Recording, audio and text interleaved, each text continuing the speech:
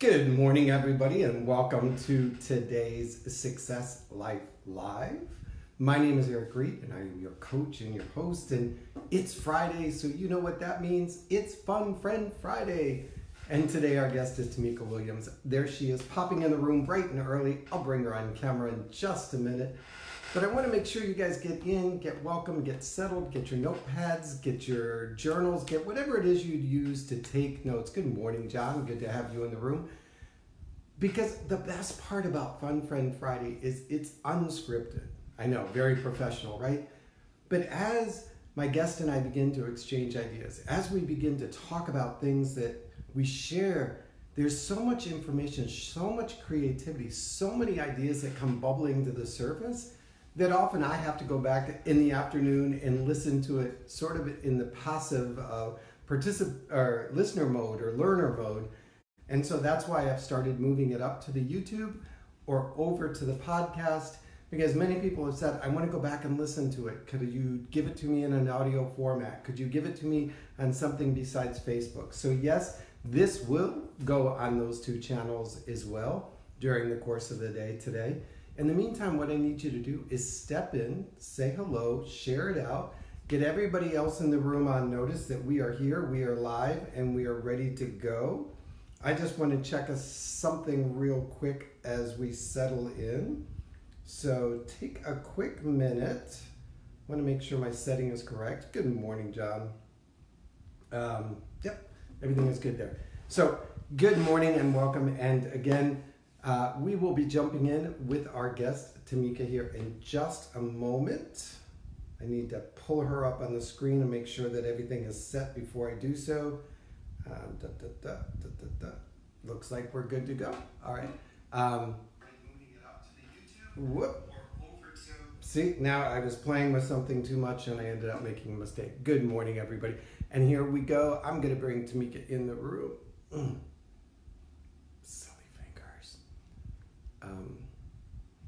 All right. I knew I could do this. There we go. There we go. Should be getting the connect now, join now button, and we'll be off and running. Good morning, Miss Jean. How are you today? I'm adding Tameka, and I see your fingers. There you are. Now we're halvesies. Yay! Good morning, Al. Good to have you in the room. Everybody's piling in now. I'll let you. There you go. I know it's hard to figure out just how much space you get, right? Yes. Well, you travel all the time. It's sort of like when you get on the airplane and you're fighting over the armrest. I've gotten to the point now I just kind of keep my arms in my lap and just stay within my space. Oh, I mean, there are so many subtle games, like somebody will cough and then they'll jab. Oh. Or they'll and you're like, I know what you're trying to do. You're trying to steal my armrest. And so it's probably more a guy thing that we become very competitive on the plane and see how much armrest space we can take up. So yes, I will not forfeit an armrest just because that's a sign of weakness in my mind. Oh gosh, yeah. Well, I try to keep peace on the airplane. Well, you fly a lot. You probably have the million-mile club. They see you coming and already know what to do. You know what? I actually have not hit million mile. If I flew as much as I fly, if it was more of the West Coast, more of those long distance trips, I probably would. I don't know. That may be a goal. I'll try something one year, see if I can hit 1,000,000 miles. You need to get with Diane Dick. I think she hit like they sent her a plaque saying, "Here's part of the plane that you own." So welcome everybody to this morning's Fun Friend Friday. This is my guest Tameka. And Tameka, tell everybody a little bit about you. I hate giving people's bios because I'll either overemphasize or underemphasize. So tell them what you want them to know about who you is, aside from this whole thing. Really. So when people ask me to introduce myself, I'm the most modest person. So I usually don't say a whole lot, but to keep it simple, I'm really just I'm really a servant who enjoys adding value to other people's lives. So in essence, what I really do is I help to prepare leaders at all levels for the progressive marketplace so they'll be able to compete at the next level. So that's from young people all the way up to your seasoned professional executive. You know, how do I get ready for the next level? How do I prepare? How do I go to the next level? That is what I get joy out of doing. And then I do some dabbling in some other things, you know, the whole consulting, because operations is my background. So that whole process improvement, project management stuff, I get excited and geeked over those things as well. So that's just me. I'm a scientist at heart. I'm an engineer. So solving problems, that's really what I do. So I love how simple you make it. So you're an engineer. So like you were one of the model breakers. You were one of the girls that embraced science and became an engineer and really set the tone for the entire STEM program that now fills schools. You are a vocalist extraordinaire. I forgot how long ago it was. You posted or somebody posted you singing, and I was like, oh, gee, the girl. I mean, you can really sing. Oh, thank you. You know, I give credit to God for that. That's been something I've been singing all my life pretty much. I come from a singing family. So I come from a family of singers and preachers, you know, Oh, so I that's kind of got it. encouraging. Yeah, I kind of got it honestly. You know, my mom sing. I mean, yes, there's So not you too grew many in up our the family same who way don't. Whitney Houston did. Pretty much, just without all the glory and fanfare and stuff. But yes. That well, we saw what that brought, and we'll just keep moving past that. You sing from your heart, not from your awards. How's that? Um, so That works. I love the idea that when you say I help develop progressive leaders, explain what that caption means. Because So, especially in right yes. now in the political climate and all of that, Mhm. that word is kind of like sometimes confusing. So for me, progressive, one of the things that come to mind is agile. You know, even in businesses, we have to be agile. So it kind of made me laugh because yesterday I finished up a training at Congressional Black Caucus Foundation, and I've been doing training for them for their Leadership Institute for I think this is maybe the fourth year or something like that. And the training has evolved over the time. The training I did yesterday is a brand new training class I just put together on Monday based on some feedback and some adjustments that we needed to make based on the experiences the interns were getting. And that's really what progressive is. We have to be willing and able to adjust and adapt based on the market shift, based on industry shift, based on organizational shift, based on whatever that shift is.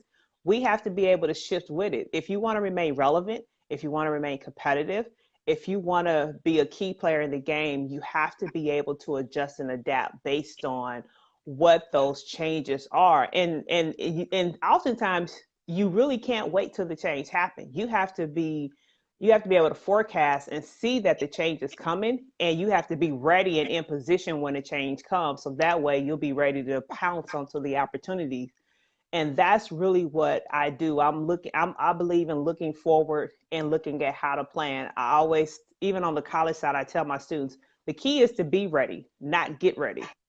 If you stay ready, then you'll always remain relevant. I love that. So when I hear you use the term progressive, I'm allowed to think forward thinking, out in front, trending, not following trend, Yes, absolutely. And making trends, making trends. I like that. creating your own trend, creating your own pathway. Because we're in a space where a lot of people are creating their own pathways. And I am actually in this study. One of my friends, coaches, turned me on to this book. And so now it's interesting because now And I'm the book seeing is the book is The Four. I recommend that book for any entrepreneur. The Four. Yes, The Four by oh my gosh, what's his last name? It starts with a C. I have to look it up. If you Okay. put The Four, um, is dealing with the four giants: Amazon, Google, Facebook. Ooh, I'm loving this already. Oh my gosh, what's the fourth one? I just lost the fourth one. I'm still YouTube. on Amazon. No, no, no. Well, YouTube's under Google. So it's Amazon, Google, Facebook. Oh my Instagram, gosh, I just Pinterest. left it. No, no. It'll come back to me. It'll come back to me. But I'm on Amazon right now. So it's very interesting when you see how Amazon has grown and how they built and how they're thinking. And you start looking at the changes that's happening right now. Amazon has disrupted many industries, and I believe they're about to disrupt another one. Because Oh, the I'm real estate watching industry is their next target. real estate. Well, I will add to that transportation, shipping. I could see that because the other day a lady showed up at my house and she was in her private car and she had an Amazon box and I thought she had stolen it off my door and was returning it because she didn't like what I ordered. And she said, "No, I like there's an app that she belongs to that if she's got an hour free time, she can log in, go pick up Amazon packages and deliver them and get paid for them as a part-time worker, kind of like Wow. Uber driving for Amazon." I thought that's managing logistics of distribution without any cost. They don't own the vehicle, they But don't pay for the insurance, they yep. don't hire the employee. But they're doing something else now. They are giving incentives. They're basically giving starter seed to employees to start their own shipping companies. So people who already work for them, they're giving them $10,000 seed money to start their own shipping company. So that way they can have their own internal private shipping group of people who's going to help them get packages out within a day and hours time. That's see, I'm going to be reading that. And I know everybody's here like I thought we were going to talk about youth, but in fact, this is the reality. You know, it's funny. The Force, Scott Galloway. Yes, And yes, that's you can it. send me a copy, Melanie, so I don't get in trouble for having another box on my front door with a book in it. Um, the that when I grew up, it was you finished high school, yay for you, and that was a big deal. And then we started going, you got to go to college, you got to go to college, you got to go to college. And the other day, I was sort of speaking. I was like, I don't know if college is relevant for every person in every like. When I lived overseas, there was this natural transition that between about sixth and eighth grade, you determined if you were college bound or technical bound. And so Mm-hmm. that the time you reached 18, you could be a fully certified nurse or another profession that didn't require you to finish high school to begin the next phase. I thought, well, that makes so much better sense. There's so many entrepreneurs and so many youth coming up that are like, I don't need a 4-year degree to do what I want to do. I could jump in the market now, use the talents and tools and the momentum of the market to create what I want. And I guess that's what you mean by creating progressive leaders that aren't following traditional paths, that are creating a Yes. path to get to where they need to go and using resources versus tried and true methods. Yes, but I put a star, I put an asterisk on that because it depends on what that pathway is. Does it make sense? Because I get students all the time who want to become entrepreneurs. Now, the motivation behind it is not always something that you will really make a decision like that on. A lot of students I get because they feel in their mind they think they don't have to answer to anybody, and so I have to educate them. Yeah, Yeah, there's send them nothing to in the me. world I'll you can do. explain it.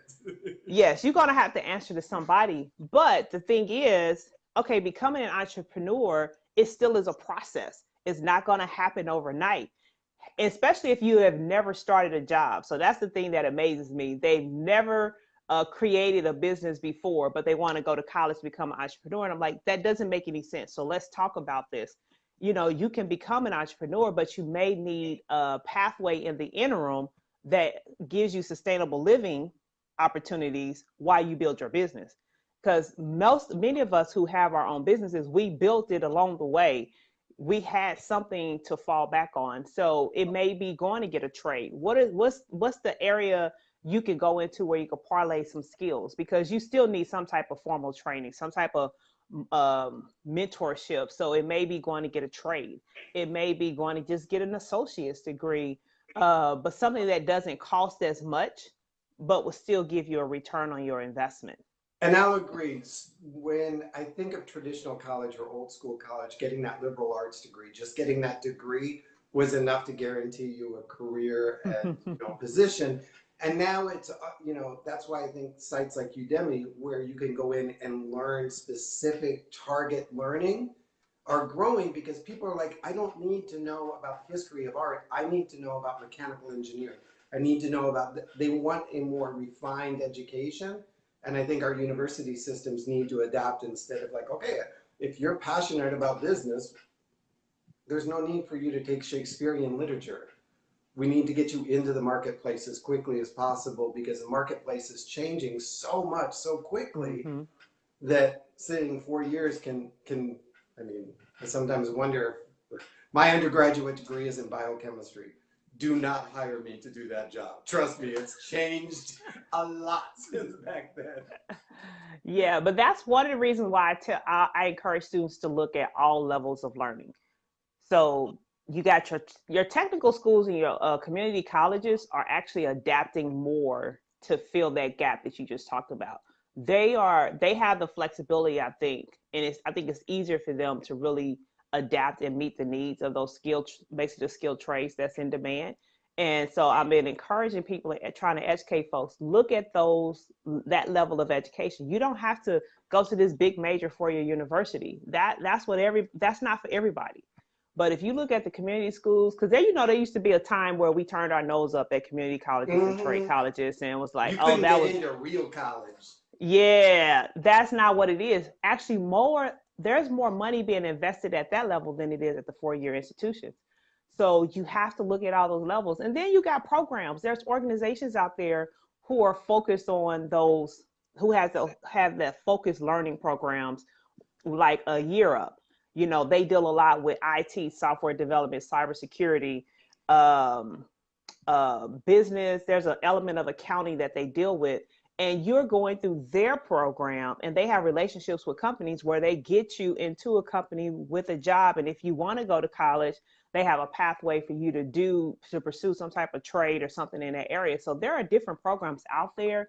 You just have to be open, and you have to get out of this traditional mindset. You got to go to a 4-year college. No, you do not. You can go get a trade. You can go to community college. You can go to the military. You can go pursue programs that Europe has, that Urban League has, and all these other workforce development programs that exist. Which, if you guys didn't notice, she just went into her favorite topic, college for free, which we kind of see behind you. You've written a book and a workbook, and you teach on that like a lot about college for free, finding college for your students, and finding money for college for students. What I thought was interesting is when I read on your website the stats about the number of dropouts and the crime rate among high school dropouts versus college, on and on. That so feeds into the two things that you're so passionate about, developing leadership, and that college is I don't want to say the next, it's, in some communities, learn to play basketball and you'll get out of the ghetto kind of thing. It's a ticket. Not everybody is going to get out based on basketball. Mm-mm. You see education and alternative colleges as a way of getting out and getting into what they want. Going back to the younger groups that you work with, and I know you work with foster care and Big Brother type organizations and what is it that you see this generation hungry for from adults, supposed leaders, models? Because you're I on them think, all day. yeah, and I'm thinking about even yesterday. I had a student. She corrected me. Well, she gave me some feedback at the end of my presentation, at the end of If my she was training 13, yesterday. if she was 13, she was correcting you. All right. Well, she was a young adult. She was in her 20s, Okay. and you know, our generation, we say you guys. We'll use those general terms that can apply to guys and women. And I said you guys a couple of times on some things, and so she didn't like you guys. She thought it was not personal. It was too specific. they like to operate in the space of gender. What did she tell me? Um, Oh, the he, she, I am. where there's no gender identification. They like for you to talk to them in terms of being gender neutral. And so and I explained to her, okay, well, you have to understand, especially in the space you're going in, you're about to go work on the hill. You're going to be dealing with baby boomers, people at all different levels. Everybody's not going to adjust at that level. So their level of expectation is like they want us to adapt to them to some degree to help and make them feel comfortable with what they do, how they think, Interesting. how they operate. And I think there's a learning opportunity for both sides because they have to understand you're not going to change. I'm 43 years old. You're not going to change how I've been operating for 40 plus years or how somebody's been operating 50 something years. And we can't change how they think. So we have to find out how to meet in the middle so that we can still communicate, so we can still get things done. So I think there is a level of education that needs to happen on both ends, and they have to be open to receive what we have to say and know that, okay, there is some wisdom that's being shared, but we can't be so closed off to the uniqueness of how their brains are functioning and how they think, because their approach is totally different from how we really process things. Because we have to remember, they are the digital generation. They've been raised on digital devices. So there are some gaps and deficiencies in there, but there's also some unique creativity that comes with how their brains function. So we have to figure out how to bridge the gap and how to meet in the middle so that we can make everything else greater. I love I love the way you said their brains function. Um, as opposed to, so often we'll call them the Generation Z. I don't know what's coming after Generation Z. Um, these names, I have no idea. And I never know where to draw the line. Like, am I a baby boomer, a millennial, like Z, a war baby? I don't know. But instead of just labeling them based on a behavior style, like, oh, they're Generation Z people, you have to understand. I love the way that you said that because of the era and the place and the time that they grew up, they're wired differently.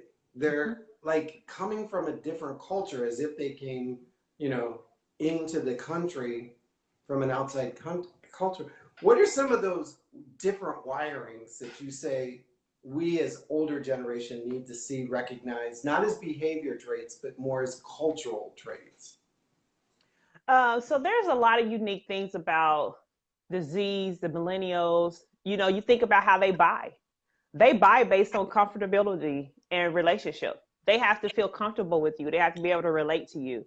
That's what draws them to your brand.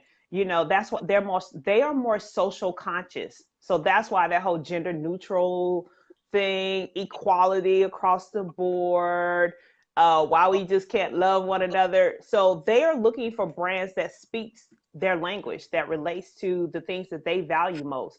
You think about us, we're more business. When we think about business and how we assess things, we're a lot more analytical, because we didn't have Siri and Google. Siri, tell me this, and Google this. We figured things out. We worked through the process. We're a lot more driven on the systematic side, whereas they're not as systematic. They just kind of do things. It's like, why do we have to label it? Why do we have to put a title on it? Why we just can't do it? Why we just can't experience life? And whatever happens, happens, and we'll just deal with it. We're not wired that way. We wasn't trained. Our upbringing, our environment, the society we grew up in didn't really allow us to be that free with our minds, whereas they have a lot more free thinking. So are they less adverse to risk, or are they just not, you know, it sounds like they're like, oh, whatever, I can go, or there's no danger because everything is, the only thing I have to do is power down and the danger is gone. Yeah, I think in their mind, to some degree, they don't really consider the risk, although there's risk there, because when you think about reality TV, and this is where I talk to parents about how critical and important it is to fill in those gaps.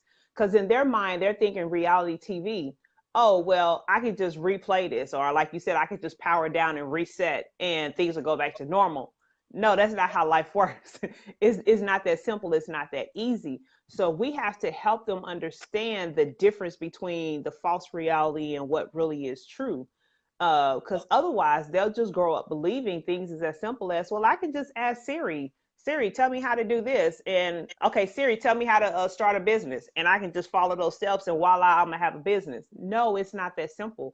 There are other nuances of life that you have to work through and navigate and figure out. But if they don't experience that, or if they're not being taught that, they're going to learn the hard way. So that's where, as growing up, we can't allow just the devices to really teach them. Because even in schools, their learning is different in school. They're still learning from devices. So they're not really taught to think for themselves and to process. So that's why we have to help them understand how to build character. Things we didn't have to learn. We have to kind of teach them how to build character. What does integrity really look like? What is reality? What's not reality? What does it mean to really analyze a problem? Do you really understand the value of money and how this came about? So we have to kind of walk them through those processes of life and start filling in the gap and teaching them the basics, because they're not being taught those things. I think it's really interesting, having been on two reality TV shows, well, actually three now, three reality TV shows. When I watch reality TV, because I've been on the other side of the camera, so to speak, I'm kind of like, oh my God. I mean, like, it's like the Wizard of Oz. I know the man that's behind the curtain. Mm-hmm. And the idea that my kids or the generation that's watching it thinks that that's occurring in real time and that's the real secret. I'm like, no, that shot had to be approved, and they had to go and get authorization signatures. They had, like, you don't understand. It took 2 hours, a minimum of production time, to set up the fight scene that you think was spontaneous. And so I think it's interesting that they don't see the difference between reality and reality. Like, they think whatever is coming through here is real, honest, and true. And the idea Yeah. that when they ask Siri a question, that they think that she doesn't have an opinion, he doesn't have an opinion. But the truth is, somebody is paid some amount of money to get that opinion to the top of Siri or Google's voice to make it look like the most authoritative voice, when in fact it might not necessarily be. It's just the one that has the most money behind it. Yeah, it's all about, we're also in the environment with that. It's all about viral. Everybody wants to go viral. I remember, I think it was last year, I was doing it was a freshman event with one of the organizations I work with. And so we went around the room, what do you want to do with your life? What do you want to do when you graduate? I was blown away by the number of students who said they wanted to be a YouTube star. I was like, Oh, yeah. when did that become a career? And then I had to realize, okay, what's happening in our society, what are they growing up on? Everything is about going viral. That's all we hear. All these people getting endorsements and these key influencers on YouTube and Instagram, and they're making money. So I could just become popular. I just need to get a fire YouTube channel or Instagram following, and I can make money. And we've glamorized that as a society. And so in their eyes, again, the false reality is not a sustainable career. It's just something that's existing today, that's popular today. But where is it going to be 10 years from now? And they are not thinking like that. They're just looking at the here and now. What's popular? What's getting all their friends excited? Everybody's talking about what's going on reality TV, who the YouTube followers, key influencers are, who the Instagram followers, and that's what they know. That's their world. And it's a real, I can't remember, Netflix, something was, maybe it was CNN Stories, did a whole series of youth that were trying to create that. I need to get 10,000 Instagrammers, then I need to get 50. And the price that they're willing to pay as individuals, and sometimes as family. I mean, I was watching this dad who had a 13-year-old daughter who was trying to become an Instagram, celebrity. And I was like, that's your daughter. like posing and makeup. Like she's 13 and she's being exposed to an unguarded world, and you're Mm. like encouraging it because you see the fact that she could become an influencer, that could become an endorser, that could earn some money. And it's frightening because, you know, everybody wants to be the next Kylie Jenner. Look, she's a billionaire, blah, blah, blah. You don't understand the amount of influence that she had coming in. And if Yep. we remember how her sister started the whole story, you Yeah, know, that exactly. this celebrity overnight thing can come and go as quickly, and that kids are being exposed to a boundless world. You never know who's watching your kid's Instagram account, their Pinterest account, their YouTube account. When they're posting at the mall every Friday shopping, you know, and it's becoming their thing, and it's, oh, look how popular my daughter is. She's got this. There's somebody that knows your daughter shows up at the mall every Friday doing an Absolutely. Instagram thing. Yeah. So now you get into the dangers of social media. And that's actually the last chapter in my book. I remember when I put that chapter in the book back in The title of the 2000. book, come on, you can tell Oh, the title. okay. I'm sorry. The title of the book, Parents Send Your Child to College for Free. When I published the first version of this book back in 2009, 2010, I remember somebody asking me, why do you have this chapter in here? It's the dangers. It was called originally Technology is a Blessing and a Curse.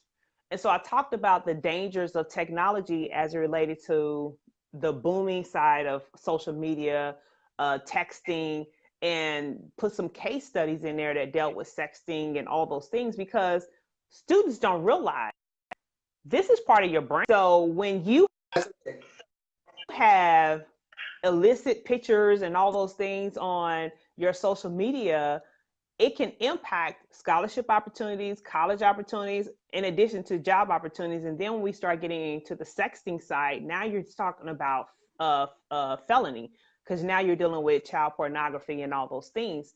And we don't understand the risk factor. And now we have on top of that sex trafficking. So I've gone through sex trafficking training, and I'm like, the more I get involved and I learn these things, it puts me on the fence about having kids. And I look at things from a different lens, because I'm automatically thinking about the dangers. To your point, yes, if your child is constantly posting, and they're especially at a place the same time every week, there is a predator who is watching, who is monitoring that, because social media is their play heaven. Oh, Snapchat, Instagram, because like you said, it's unguarded. And parents are not watching and monitoring their kids' social media. But there are some things it's hard for you to monitor, because they're not necessarily posting. They may engage with your child, they may not. They may just follow them. They may go to different places and show up. And you wouldn't even know that they exist, because people don't realize with sex trafficking, these are people you may see on a regular basis and you don't realize they are involved in the business. Some of these people disguise themselves as families. There's so many layers of how sex trafficking is happening. It's unbelievable. It will blow your mind. We have kids who are being trafficked, but they go to school every day. So you have to look at how sophisticated that industry is getting to keep the business, because that's $1 billion business. So there are so many tactics of things that they're doing to protect it and to keep it going. And that's why I talk to my students all the time, like, you have to be careful. And when I see kids out by themselves, I'm like, where's the parent? Oh my gosh, you can't even let your child go to the restroom by themselves. We had a case here in Georgia, and thankfully this lady was alert. The young lady, because we watch the Mission Impossible movies and stuff. We don't think this stuff is really real, but it really is. If somebody can walk past you and just pin you, you don't recognize it, but they just drugged this child. This young lady was using the restroom, and she didn't even know that she had been drugged in the process. So they were waiting for her and was trying to kidnap her from the mall. But thankful there was an adult who was alert and was like, something don't look right with this. And she was able to rescue that child. So we have to, it's so many different layers to this process. We have to increase our awareness. but I think it's but it goes back to that reality versus non-reality, or that false reality, that I'll hear kids, oh, they're my friend. I'm like, what do you mean they're your friend? And they're like, well, I know them on Facebook. I know them on Instagram. Blah, blah. I'm like, what do you know about them? And Exactly. they believe that the person on the other end of this thing is who they say they are. That they Hmm. really do go to their high school, that they do play football, that they do have a parent that doesn't understand them. And the other person is creating the entire storyline that they want portrayed in order to bring that in. And that's where, when I talk to kids and I work with kids, it's like none of this is real. Like, you have to Exactly. assume that everything on here is made up, you know, because you don't know what's happening on the other side. And our parents, parenting, are so quick to put one of these in their kids' hands so that, oh, well, they can just take Uber home from school so I don't have to leave work. Or this way they can talk to their girlfriends. Why do they need to talk to their girlfriends outside of school sometimes? Like, we need to, and I don't mean it in a paranoid way, but I think we need to bring the walls back in on our kids. I agree. That we created this monster without Hmm. setting up the behaviors that we expect, and we expect our kids to self-monitor, and they don't know what goes on. My son, it's so cute, bringing it home the other day, and I don't know why this just started like this week. He's 10. Anytime he sees the word live, like on the radio or on TV, he's like, is that live? I'm like, what do you mean? He's like, is that like right now live? And I'm like, yes. And he's now become sort of attuned to live versus recorded news, or live versus recorded. And he's fascinated by the idea that it's live. I have no idea what it's about. But I thought it was interesting that he's just moved into that awareness that some things are not happening in real time on TV, on social media, on the radio. And I think part of my job as a dad is to show him that even Hmm. though that person occupies the space on the camera, that doesn't make them the authority. That just makes them the Right. person who got permission to occupy that space.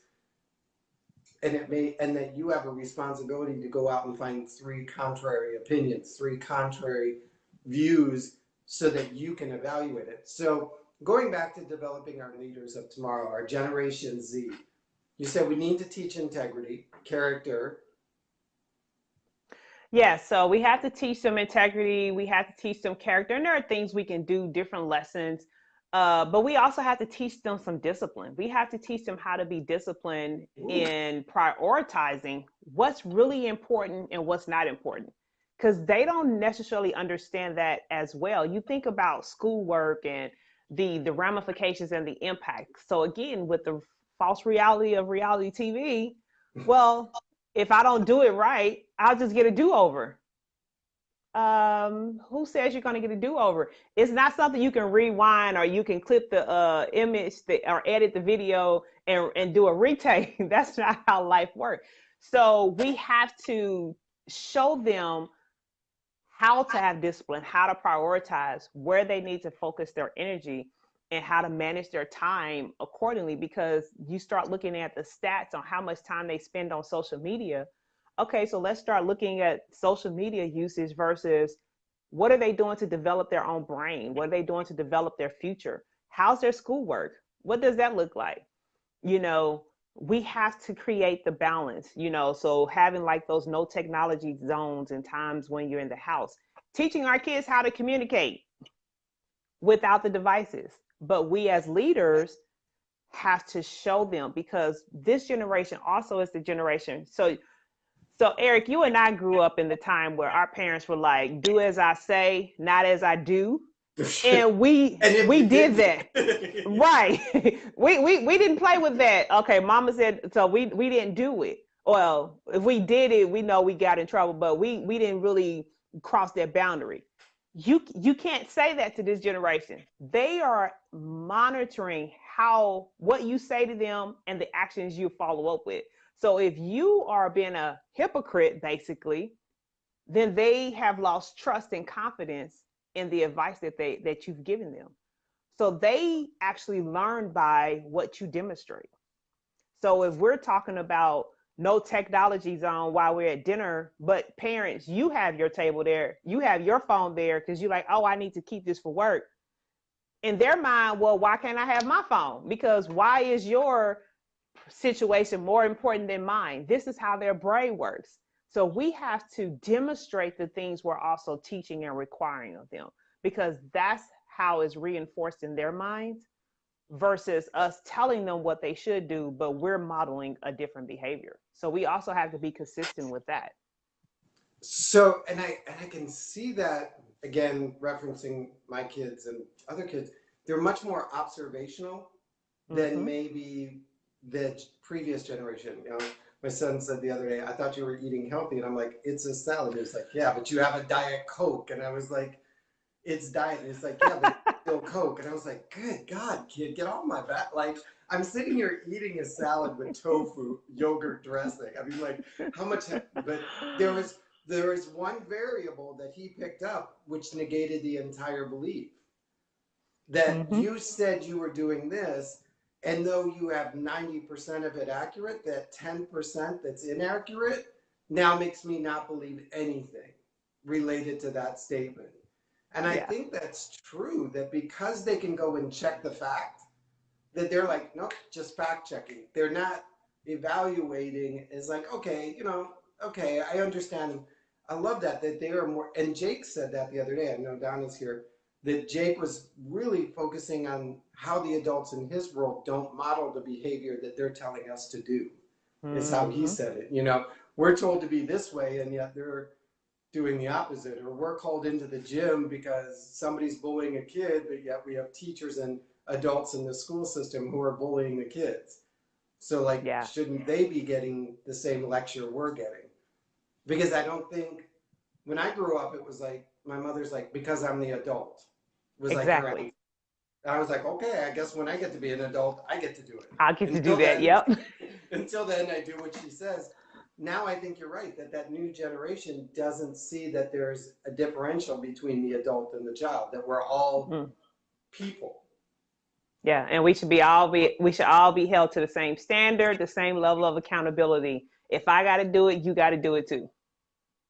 So you meet with a lot of parents of successful kids, because obviously if they're sitting planning for college or thinking about that college career, their kids are maybe, you know, a little above average successful. They're pushing the boundaries and breaking the stereotypes. What are you seeing that successful parents are doing consistently? Like, every time I see one of these kids, I know this is what their parents are doing. So there are several things I see some of the parents doing. They're engaged in every level of their lives. So they're meeting with teachers and administrators at the school. They're monitoring their progress.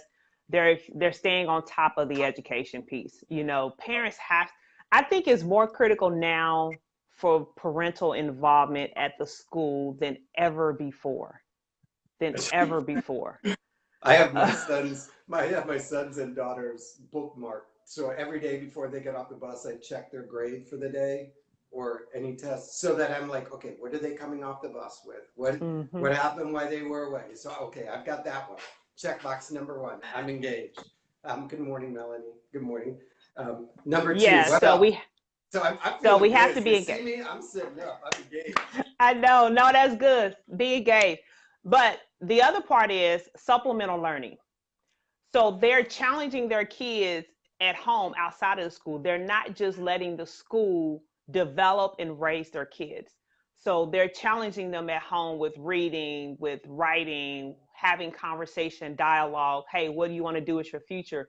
Okay, so walk me through that. What do you mean? How are you going to accomplish that? So they're having those type of engagements with them to get their kids to think and to process, and also challenge them as well. And then with that challenge, they're challenged. I trade Pokemon cards for 20 pages of reading. So if you read 20 pages, you get to pick 2 Poke cards. And see, so I love that. And I know Melanie Massey challenges her kids with artwork because there's so little creative time left in our school days. So I got 2 points. And so folks. I love that you said that, Eric, too, because here's the thing. You also have to find what is that, what I call that diamond, that carrot, that gem that really turns them on, that attracts them, because you have to know how to discipline them in a meaningful way. You know, some kids, okay, you could take away their, I don't know, what's the latest device, Wii, the Nintendo, whatever, they're gaming. Now, a child who is not big on gaming, that wouldn't matter to them. They'll just be like, okay, all right, it'd be fine. But a child who is very excited and they love gaming, that would feel like a punishment to them. So you have to find out what works for your child. You know, I have a friend who her son, he loves art, very artistic. Anything related to art, that's what he loves. So if he can't do art, he's not happy. So you take away something art related, oh, okay, here's a way to course correct any behavior that needs to change.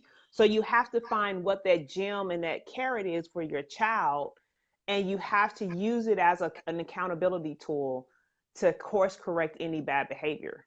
And what I'll say, it's interesting because I grew up and if something was taken away, that was my motivator. My son, my daughter learns differently, and so when I reference my son, it's not favoritism, but when you have a child with a disability, it sometimes functions. My son doesn't mind losing things. Mm-hmm. He just like I'm like, you're gonna lose your iPad, and he's like, okay, but I'll still be allowed to play Legos. No, well, I'll still be able to read a book, and like he could lose everything and be okay with it. But if you put a reward, and it can be something ridiculous, like you get to get an extra ice cream today, he'll drive himself towards it. So parents, double check, because sometimes we think that takeaway punishment is enough. And like I said, not all kids are worried about losing privilege. My kid is more about winning favor. Mm-hmm. And I have to think of ways to keep him motivated towards winning favors, and it doesn't have to be big. I told him the other day he had to teach his sister how to spell her name, and he would get $50, and he was like, $50? I'm like, you don't realize her teachers have spent the last year teaching her how to spell her first name, which is EVA, and he's now got to teach her last name, which is hyphenated. So he has a challenge ahead of him. He spent 3 hours yesterday with her trying to teach her, so it'll be interesting. So be engaged, be outside learning, and other things you see successful parents doing, or parents with successful kids. They're making sure they have a balanced extracurricular type of level of involvement. So it's life beyond school.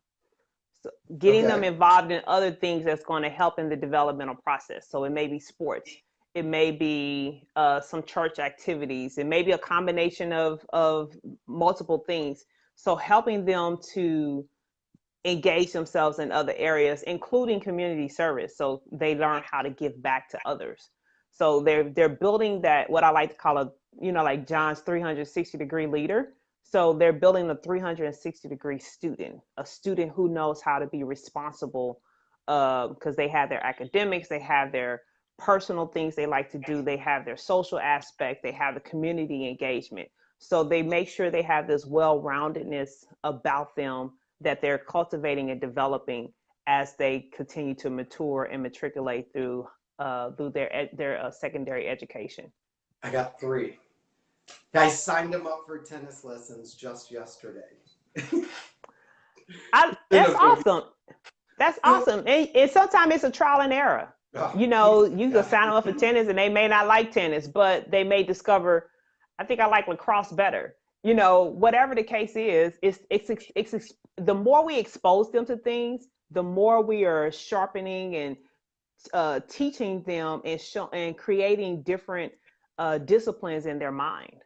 What about those parents? And you live near me here in Gwinnett, so you know those all or nothing sports parents, the ones that invest like traveling teams and private coaches and, you know, switching school districts because the kid has to be on the #1 lacrosse team, and so we're selling our house, or you know, the people I'm talking, like my child will be the next.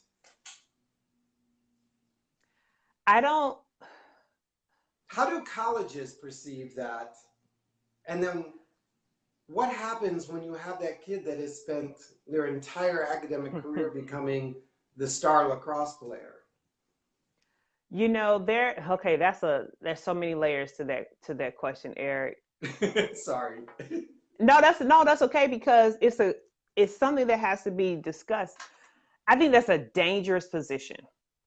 Because we create this false entitlement, arrogance in the child, that I'm all this and I know I'm good, I know I'm great. So they don't know how to be humble.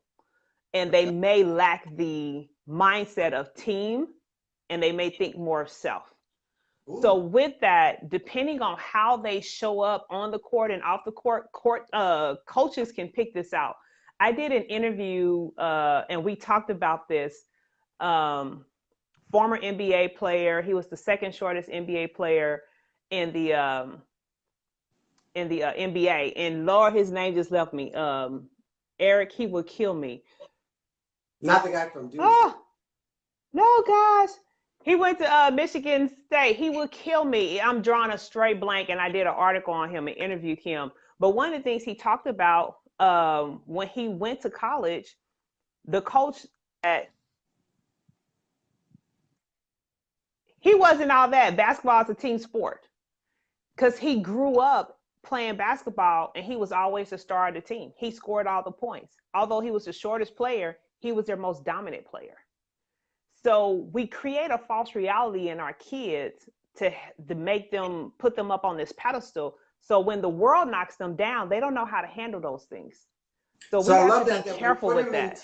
We put them in team sports to learn teamship or team player or to be a part of a group, and yet we want our kid to be the number one person on the team, which is almost contradictory to the reason we started, was to teach them to be part of a group and part of a team and work together. And then we create all of this energy around making them stand out from the team. And there's nothing wrong with healthy competition and performing at your best. Mm-mm. And if you're a natural gifted athlete, to finding a place to let that be expressed. But I have seen parents who put their kids on special school study or homeschool the kids so that they can spend 3 hours on the classroom and 6 hours in the batting cage. Yeah. And that's where the irresponsibility comes in, because we're teaching them that the sport is more important than the academics. When I deal with athletes, I tell them you are a student first, athlete second, because anything can happen as an athlete. You get injured, hurt, whatever, that scholarship goes bye-bye.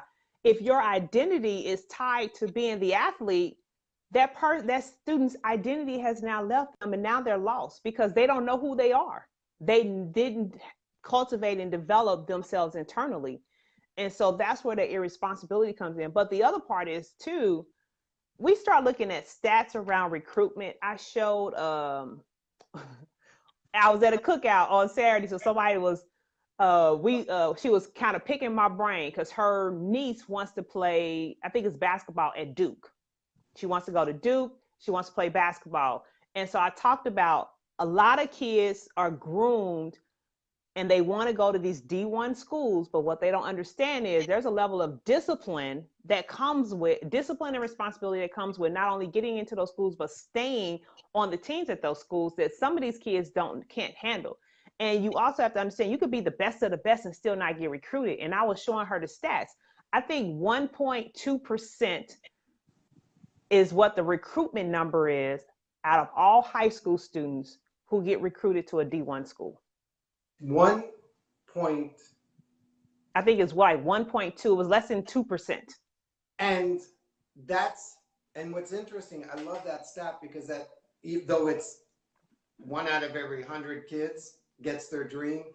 And I would imagine if we looked at female athletes or young girls, that stat is probably marketable lower because a lot of schools don't have the funding for women's sports and have the same level of women's sports recruitment as do men's sports just because of where the money goes. Yep. And so, my niece who played volleyball, who played softball, was a full, I mean, she was an amazing athlete and very talented and a great team player. She had some opportunities come to her, but they weren't the same level of opportunity that she was seeing some of the high school players male high school players. And she passed on some of them because it was like, you know what? Yeah, I could get a free ride, but it's not in the school that I want. It's not where I need to be. And she finally picked up someplace where she's going to do a 1-year scholarship, because after that, she's got to go to a different university to pursue her passion. So at least she had a Wow. balance. Yeah. That idea of that 1.2% of all high school athletes get picked to go to a D1 school, and you're thinking, I'm going to be the next Duke player. Yeah, and so I asked her. I said, because I had just had this conversation with my nephew talking about playing football, and he graduates next year, and he goes to he wants to go. He was down here to go visit Auburn, and I said, do you not understand? There's a certain level of expectation that you have to be able to deliver. And so I challenged him, because I don't believe in crushing the kids' dreams, but I believe in showing them reality. And so one of the questions I asked him: how many times do you work out on your own without a coach of any kind? And he couldn't really give me the answer, and then what I told him is a student who's getting recruited at a D1 school, they have a regimen.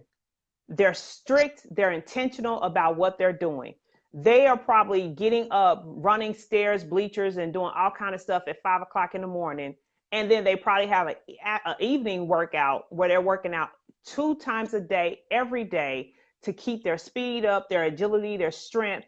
And they have video clips and they have demonstrative proof of what they're going to bring to the program.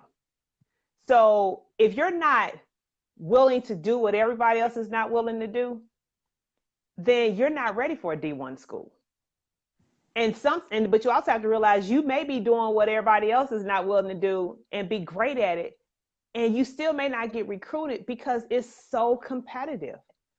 There's so many people doing the same thing, and they have to make decisions. So the other part becomes the whole demand piece. What position are you playing? Is that a position that they need? You may want to go to this school, but they may not need your position.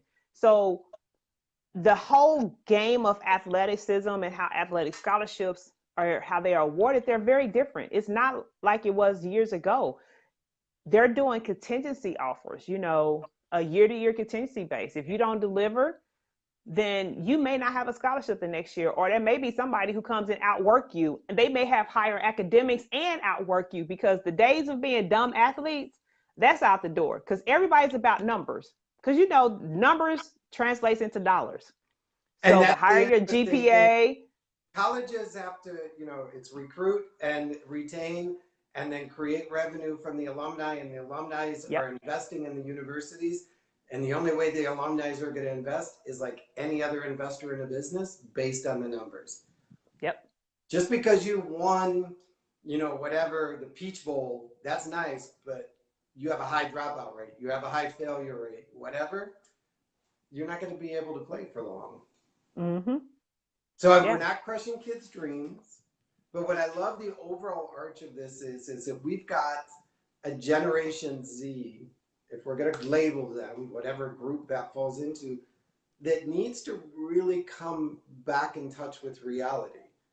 That the reality that they live in is often the social media published reality, the paid for reality, the artificial reality. And we haven't taught them how to distinguish this social media reality, the digital reality, from the reality of life. And often as adults, we come in as old gray people, and we're like, but you got to understand, someday you're going to wish you had known how to do algebra. And they don't see it because it doesn't connect to the reality that they're being fed. So we have to find out how to connect it. We got to get creative in our learning, show them how algebra is used in the creation of that device or that the algorithm. And then you think about, we're moving into artificial intelligence. So think about this next generation that's coming. Artificial intelligence is going to be very popular in that stage. So what level of false reality or does that even give us? True. So we have to be able to get educated on the trends that's happening so that we'll know how to relate to our kids and we'll know how to educate and steer them in the right direction as well. So we cannot be ignorant to the trends of what's happening. And I think that, sometimes as old people, well, me as an old person, you're still young, we'll say, oh, that's a young kid's thing. Or, I just don't understand technology. I'm too old to learn it. I can't afford not to learn it because my kid spends time with it, whether I like it or not. He goes to school and they had an option to take a pen and paper test or to take it on the computer. And they actually got, I think, an extra point if they took it on the computer because they're trying to teach them how to move into that environment and to read in that environment and test in that environment. And so he's exposed to it at some level that, it's always coming in and crashing in. I have another friend whose son has a 3D digital printer and he needed a part for something else. And he went to his 3D digital printer, printed out the Lego part that he wanted and used it. I'm thinking, oh my gosh. I mean, like these kids are solving problems with technology that I wouldn't have never been able to like see those three pieces. Like go to your digital printer, plug it in and have it printed out. Like and 3D printers, they're still expensive, but they're not like space age material anymore that you can't get one. Yeah. So I love that. That's cool. It was funny though. He needed a part for something and he knew what the part was. So we went online and found the part and then somehow moved it into the digital printer software, which like scanned it and analyzed it and then printed it out in 3D printing so he could fix the thing that was broken. See, I just love the fact that he took the problem solving approach to, okay, you know what? Well, hey, I know how to make this happen. And so those are the types of demonstrative skills, those soft skills we want to see our kids be able to emulate as well.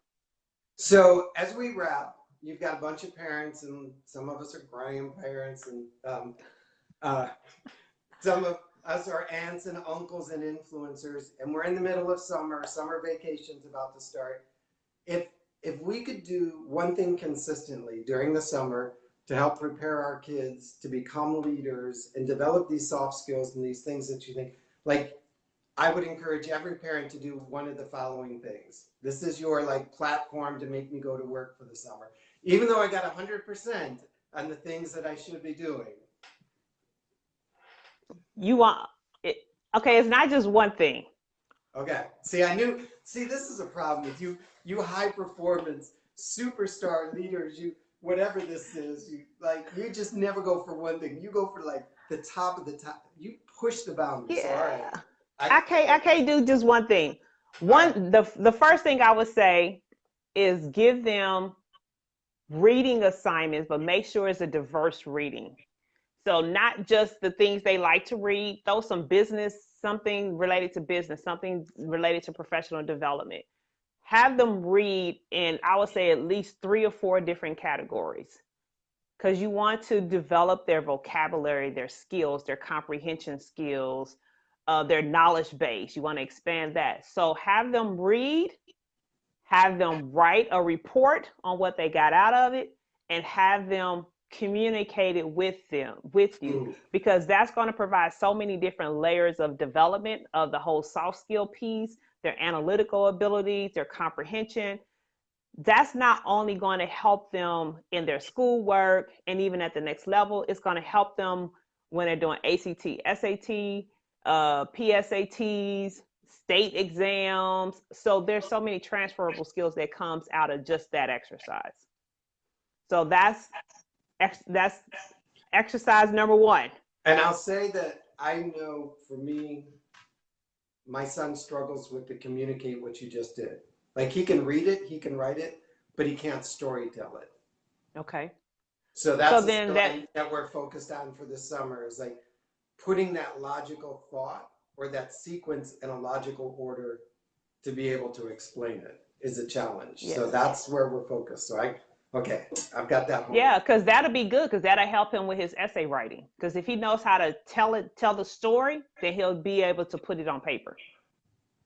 So that's one.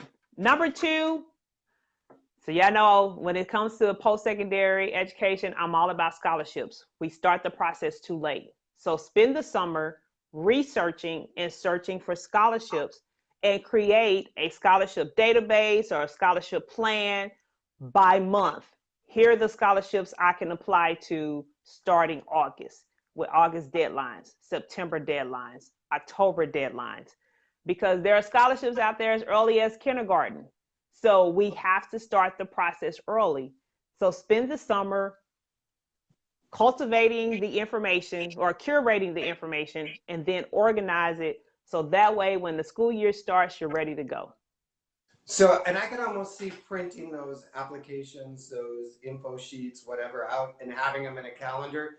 That when you flip into January, they're all sitting there in your day timer, like, okay, it's the first week of January. All these things got to get applied for in the mail, paid for, whatever. When you say we started too late, what is too early? There's no such thing as too early. So my kid now is in fourth grade. I should be starting now? Yes. Oh, Jesus. Yes. Because you want to see what's available for her at her age level. There are scholarships for kids 13 and under. That will apply to college? Yes. You're kidding. No. I don't mean to sound stupid. No. There's money out there. Really there's money out there. I feel like I'm failing because I'm like, oh my God, we got to get to No, don't feel like you're failing because a lot of parents they're like, this doesn't make sense. I'm like, it doesn't have to make sense. If it's a money opportunity, go after it. It's there.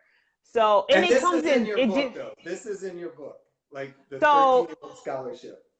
So the book deals with the basic foundational elements of college admission. So understanding the funding platforms, scholarships, grants, loans. So it gives you the basic, what I call the foundational learning piece. Once you understand that, then you can start adding the other layers. So the other layers I do in my coaching program. That's when we start getting into strategy and customization and all those things. So the book gives the foundation to make sure you understand the basics. Because if you don't understand the basics, it's hard to have conversations and ask questions because you don't know what you don't know. That there was like a whole bunch of parents over here going, "Oh my God, I didn't know that there was scholarships for kindergartners."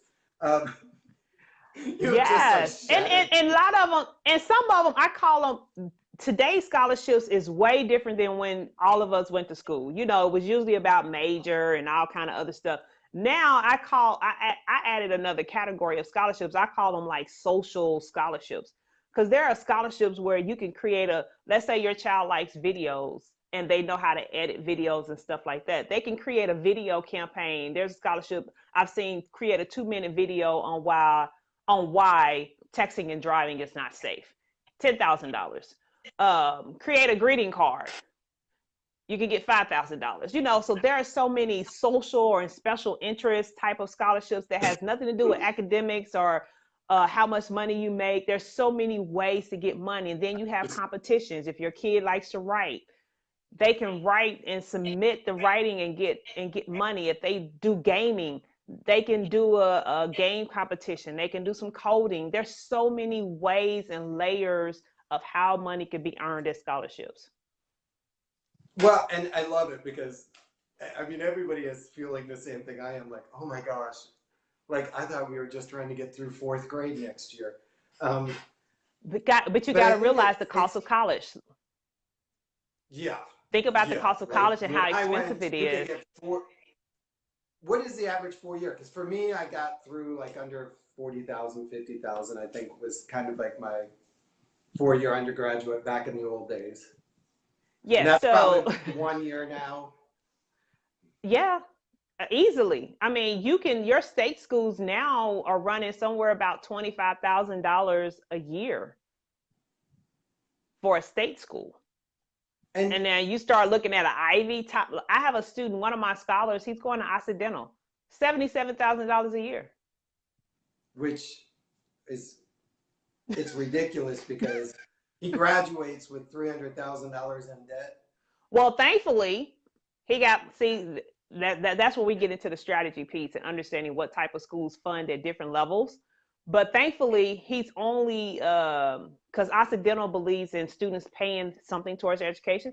So his loan is $3,500 for the year, and that's it. And the rest is Everything else is gifted. It's scholarships from the school. So I know I read somewhere, and I know we're kind of going off topic. I know I read somewhere how much you've helped students receive in funding and grants and scholarships. What was that number? Because it was big. You know what? I'm trying to add up this year's total because my other group, I need to reach out to them to see if they got their total together. But my personal clients, they are at 3.6 million. So my seniors that I worked with personally within the coaching program, they're at 3.6 million. But I have two other organizations that I worked with their seniors and their students on. And so we're still kind of tallying up some of those numbers, but we're well over 10 million. We're well over 10 million. So you heard that, people. $3.6 million in scholarships, gifts, grants, whatever you want to call it, generated by one woman that followed a process. Were generated by the students the families who followed the process, all right, the coach who did the work. The process. I want to make sure you don't dodge the gift. So I will be signing my child up at the end of the year for your coaching program. I told them they're on their own, just like I was. They're on their own.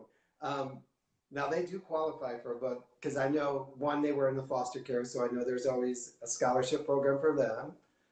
Adopted children, Latino children. Yeah. And there are schools who have initiatives for each of those too. There are schools who cater to foster care kids who are adopted. So there are unique programs that exist even within the institution as well. And then of course you got scholarships that are created for students who are adopted or foster care and all that, disabilities. It's amazing. I had a friend that got one because her grandmother was one of you can have these really weird family links that you'll get this, it's like the Daughters of the American Revolution gives a scholarship for nursing, and you don't have to necessarily complete the nursing program. You just have an intent to be involved. And it's really weird the way the money goes, but I'm not going to disrupt the system. All right. So we got to do our summer reading. We got to create our scholarship application initiation calendar. And was there a third thing you were going to make me do this summer? So the third thing really goes back to number one, with them writing the summary.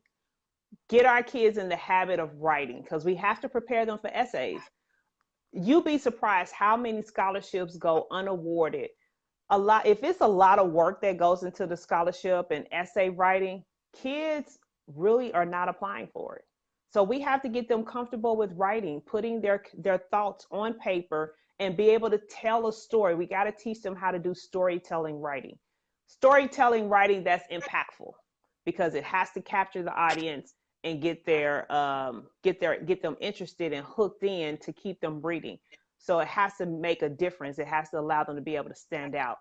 Great writing, great ability to communicate verbally is going to help your child stand out at every level, even at corporate level. I'm telling you, yesterday, I was able to stay after my presentation and they had a panel of people who was giving them feedback. And they said, what's going to help you stand out and be successful as an intern and garner a job on the Hill with congressmen and all these other different Senate, House of Representatives, different entities in the government sector is your ability to communicate verbally and written.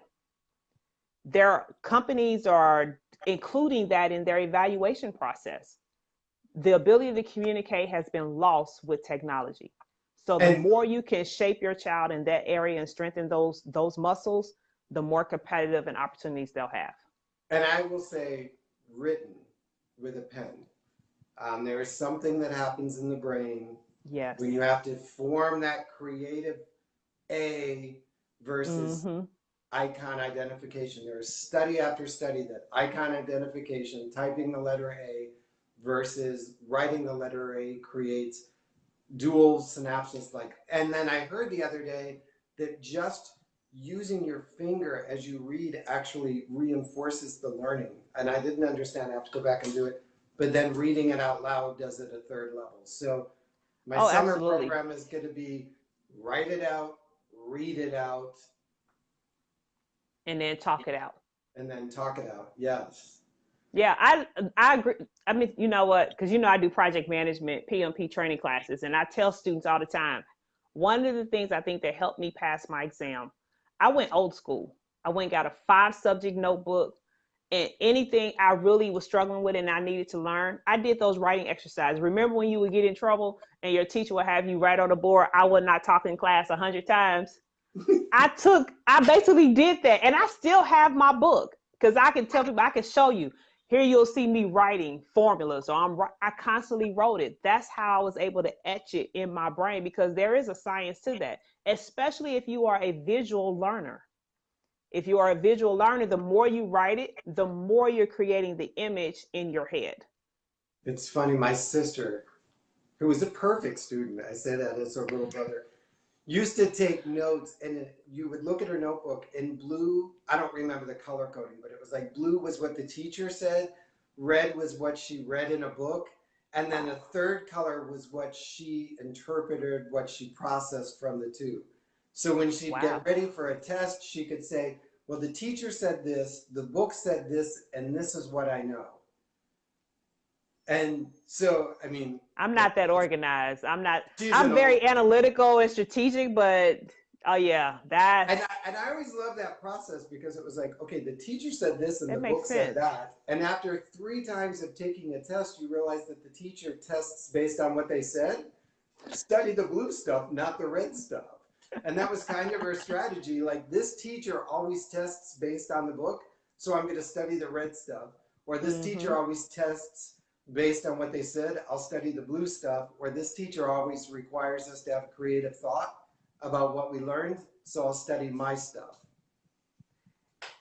That's a great strategy, because every teacher is different. I get students in my class all the time.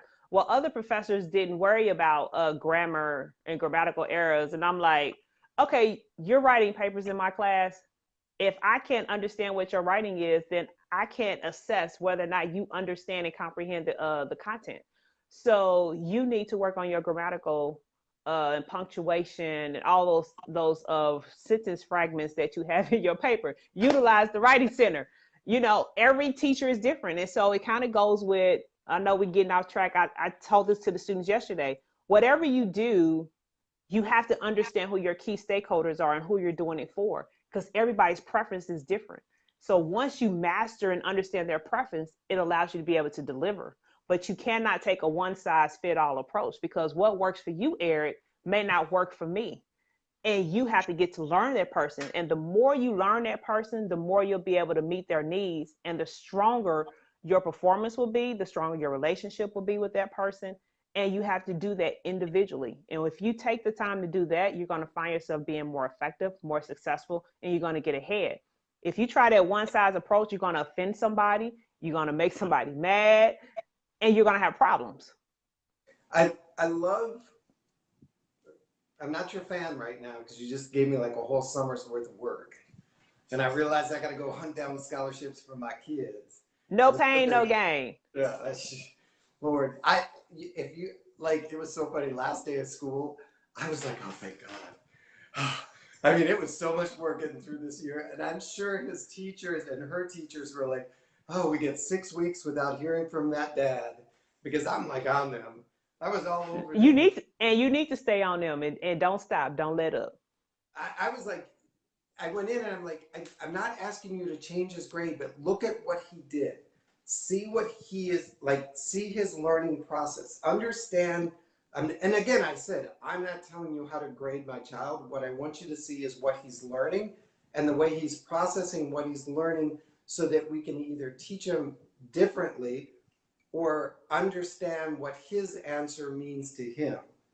And they Yes. were like, well, we didn't see that. And I said, that's okay. That's why we're a team. I kept going in with, we're a Absolutely. team. We're a team.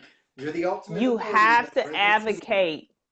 I love that you do that. And I hope parents are getting that message. You have to advocate for your child because again, teachers, they got a lot to deal with. So sometimes all they have time and the mental capacity to do is to take a one size approach. Our kids, if there was any a time where the generation you can't take a one size approach, now is that time. Our kids learn differently. Every child learns differently. So you have to advocate for your child and create that team model. Okay, how do we work together to cater to how they learn? Some schools are receptive to it, some are not. So you have to constantly be engaged. That's why I say parental engagement is so important because the more you engage for your advocate for your child, you're also teaching them how to advocate for themselves. It was funny. The example, one of them was the question had like three answers, and then the fourth one was all of the above. And he picked one, like he picked B instead of all of the above. And when I asked him, he's like, well, not all things can be right at the same time. And I was like, you know what? That's an accurate answer. That there, Yeah. because the teacher said, choose the right answer. And so he heard that as there had to be one singular right answer. Choose the right answer. All of the above is not a singular answer. So therefore, one of those had to be better than the rest. And he picked the one that he thought was most right. And so I went in and I said, understand, he's a very logical black and white child. And he didn't believe that all things could be equally right at the same time. And so D was not an option in his mind. I understand from being tested and taking tests that D was an option because if we read them separately. So what we need to do is teach him how to take that test and understand that those three things aren't connected, but they're, you know, and I went through the whole process. She's like, I didn't see that. But And you know what, Eric? His logic and how he approached that. Do you know I teach that with PMP training? Because see, on PMP tests, you're picking what the best answer is because there could be two right answers.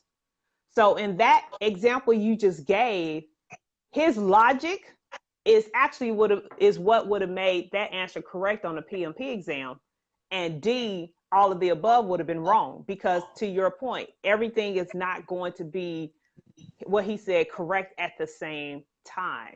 So it's yeah, interesting because it's like we're trying to take away, we're teaching him to think differently, where that logic actually will help him on most of your standardized tests that deals with who provides the structure like the PMP exam. There's two right answers. What's the best answer?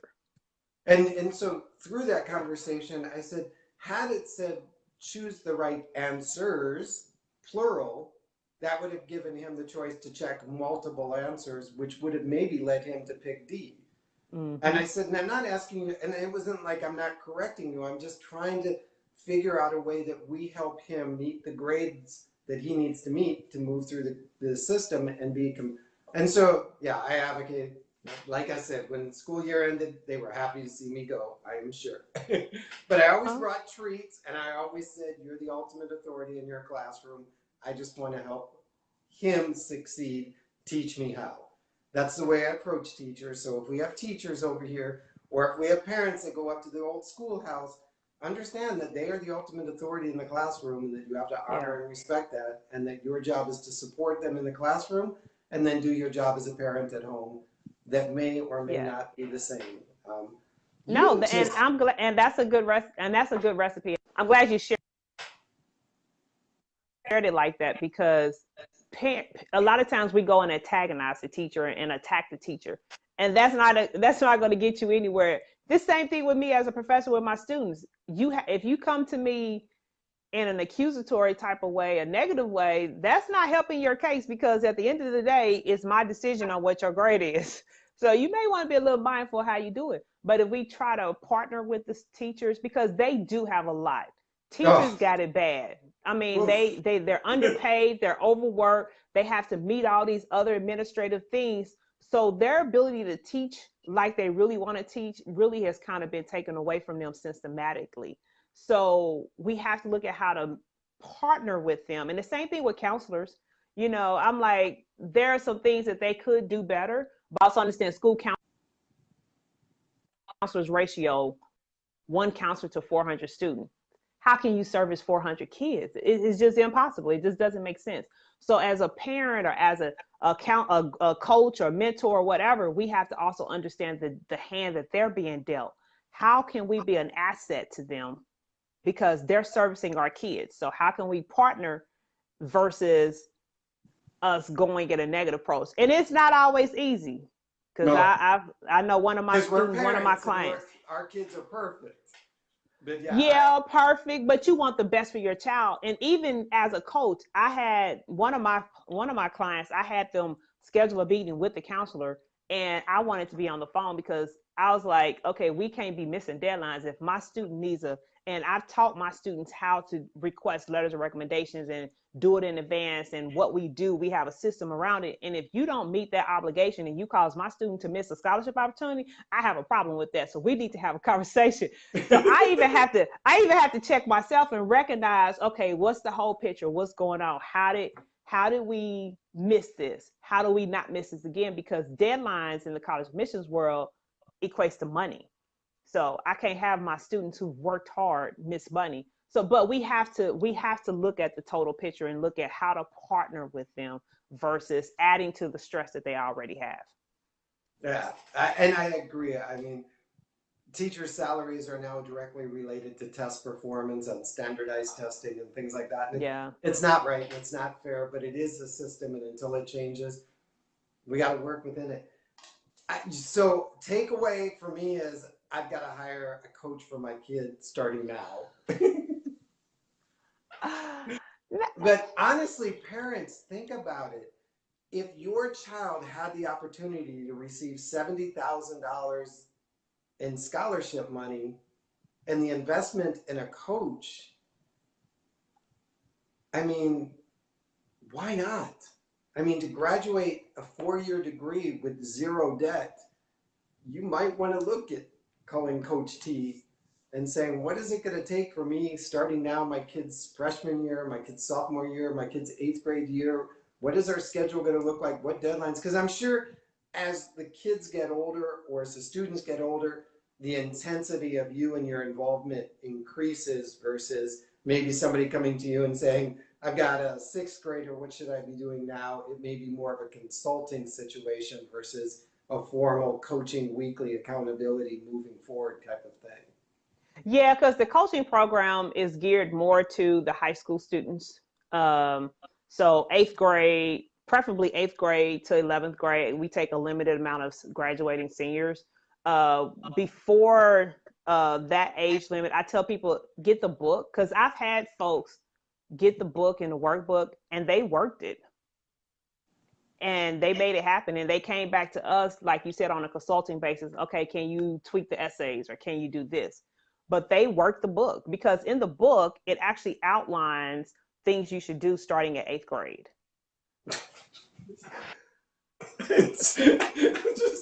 I'm feeling old and already exhausted and overwhelmed, but I got to do this. I mean, I got to do it. It's for my kid's future. I don't want my kid leaving college 300,000 in debt and like never being able to have the freedom to live life because he's always attached to some stupid grant aid program. And as much as we hear in the political circle, college is going to be free, well, let's not bank on that for the next 20 years, Yeah. right? Because even the Hope Scholarship hasn't turned out the way we had all thought it would.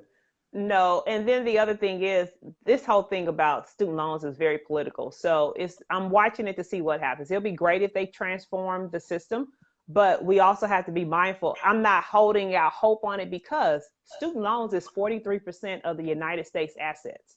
So the United States is making money off of those of us who have student loans. 43% of the national, like the government owns almost like half of the government's assets are student debt or Yeah, student slavery. Um, like when you exactly. think of your personal assets, most of us would think of our house as one of our largest assets. For the government, one of the largest assets is student loans. Yep, 43%. Oh, now I'm really sad. Um, So you just got to think about what's the motivation for them to haul the $1.5 trillion student loan crisis. What's the benefit there? So something definitely needs to be done because there was a study and it came out. So parents who have zero toddlers right now, they're projecting 18 years from now, it's going to be 80% increase in college tuition. 80%. Oh Lord, it's going to cost my 80%. child $1 million to get through college. Yes. So something's going to have to be done with student loans as well as with the rising cost of college. So don't know what's going to happen. You have been a phenomenal friend. By the way, everybody, I noticed that her screen froze, but we're still getting the audio, so don't panic. It often happens when we go so long. Facebook gets very freaky. You have been amazing, my friend. I appreciate all the wisdom you brought. I know we were supposed to talk more about Generation Z, but I think, oh, there you are. It's unfroze. You have brought so much awareness, so much knowledge, so much teaching. If you're a parent, an aunt, an uncle, a grandparent, you need to get this video, this audio in the hands of those people that have kids that are still not in college. And then you need to go, and I would give a parent summer reading, College for Free, your book and your workbook. And don't be like, well, they're only in sixth grade. No, because as we learned, you can get a college scholarship based on your kindergarten essay, which really makes me feel like an underachiever. Because I honestly waited until like midway through my junior year to start applying for stuff. And so here's the sad tragedy. So I got all kinds of grants and aids and, the little package. I show up at school, register, go to my first week of class. Then you go over to the financial aid office to pick up your check to take over to pay for it. I go over to financial aid and they said, no, we're suspending yours because you failed to fill out my parents were divorced. My dad didn't fill out a financial statement. And so they wiped out like half of my money. Like, that day, like, sorry, we can't give you this aid and there I am, literally 2 weeks into college, living in a dorm with no money at hand, and that is not the time to start going looking for money. So, starting in third grade, my son is going to be looking for money, and I'm buying the book and doing a workbook. I'm not going to enjoy it, but I will know that it is my responsibility as a dad. And I say that only because it's like, oh my gosh, when is this parenting thing going to get easier? And this summer we're going to follow Coach T's program. So you have been amazing. I appreciate you giving all of this wisdom and knowledge and talent. Where do people need to connect to? What do people need to do to stay in this flow of learning? Because I know Melanie is here, and 3P and her parenting with a purpose, she's going to be chasing you. She is going to be chasing you for her little girls. Well, the website, they can go to crushcollegedebt.com because that's what our goal and our mission is to crush college debt. And they can buy the book through the site? Yes, they'll take them to the main website and they'll list the services. They can click on the book and it'll take them to the purchase page. So they can do that. On Facebook, they could join our page. So college, the number 4 free. So college, the number 4 free. So facebook.com/college, the number 4 free. We post scholarships over there, tips, resources, all kinds of information, and any event and stuff we have coming up, we always post it on that page as well. So those are two of the main places they can go and get information, and they can see what we got going on. I'm following collegeforfree.com because I imagine you post this scholarship was just announced. Here are the guidelines and the requirements so that I can just jump on and do the work. Yeah, we post some scholarships now. We don't post everything, but we also have a scholarship teaching on there that we did of probably about a month or so that you can access. And if you follow it, it works. I had a parent testimonial I shared last week. She sent me a message and said, thank you. This page has been a great resource to us. And she sent me the link to her son. And I'm like, I didn't see it. He's here. He got over $1 million in scholarships from the schools, But by them following our process as well, they got $40,000 in external funds. So the $40,000 is what she's now able to use to pay for his tuition, pay the fees that were left over because he didn't have a full ride, although he got over $1 million in offers. So the $40,000 is allowing her and him not to take out any loans during his college years, and he starts college in the fall. So she sent me his link, and she said thank you for the resources that was offered through the website. She took everything that we shared and she applied it and she worked it. So she wanted to encourage other parents to let them know the process does work if you follow it. I love that idea though, because I mean, and I will be sitting in my child's classroom, college classroom with him. Because if I have to start now getting him money, I'm going to make sure he doesn't waste a penny of it. There is no beer drinking. There's no fraternities. There is no fun for you in college because it is costing me my time now. No, he has to. They have to have fun, Eric. It's part of the balance. Oh, I know the whole Delta. Well, it doesn't matter because think about. Okay, so look at it like this. I tell students the same thing you have to do to compete to get into college are the same things you have to do to get a job. So extracurricular activities, community service, your academics. You cannot just be an academic student. You have to be engaged in other things. But they need to have fun because if they don't, they're going to burn out. Now, come on, we start talking about life balance and stress management and all those things. You don't want them in that space. It's stressful enough. So they just have to do it responsibly. That's and I will be sitting beside him making sure he does it responsibly. I thank you so much, my dear, for being here with us. It's been so, man, I've got so much homework to do today. Honestly, parents, we cannot afford to put this off. I mean, college costs are rising. Time is clicking. As much as we want to keep our little precious little babies, do we really want them walking into their future saddled with $200,000, $300,000, $400,000 worth of debt that will take them 20 or 30 years to live? Part of what I see is always a barrier to people living their dreams and their desires is debt. Like, I can't quit my job because I've got a student loan, I got a car debt, I got a house debt, I got to pay for this. Think of the opportunity that your child could have to leave college debt-free and be able to pick the job, pick the employer, pick the location that they want to work and the area and the service that they want to give to the world based on their desire, not based on who's going to pay me the most so I can get out of this debt the quickest so I can begin to live my life.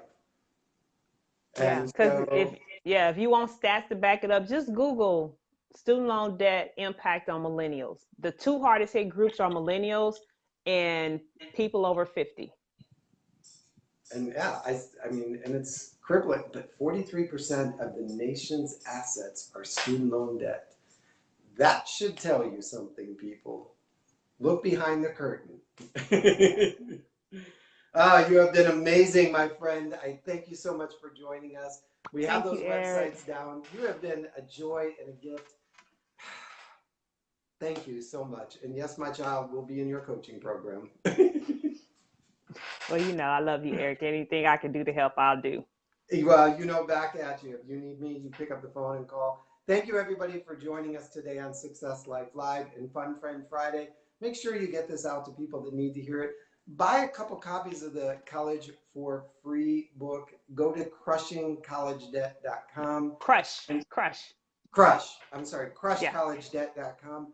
And start now. Get a mommy and me group around it and get 4 or 5 of you working together that have like-age kids. And it would be phenomenal to see your kids graduate together with a stack of college scholarships in hand because you started now doing it while the time was right. So just an idea, mommy and me's for free college. Man, hey, I highly encourage you guys to do it. I call it you build your college success team because there's one thing a parent will pick up that you won't pick up and you start, it's like a mastermind. Yeah. You bring it all together and you help elevate all your kids. I've seen that work too. And $3 million, man, $10 million this year alone you were able to secure on behalf of students. That's amazing. That's amazing. You're an amazing woman. Thank you again so much. I will see you guys all on Monday morning. Till then, go out and live your life with success. It is yours. And what is it? You are worthy of it, and you are worthy of the scholarships your children are entitled to. Absolutely. Bye-bye, everybody. Bye, everybody.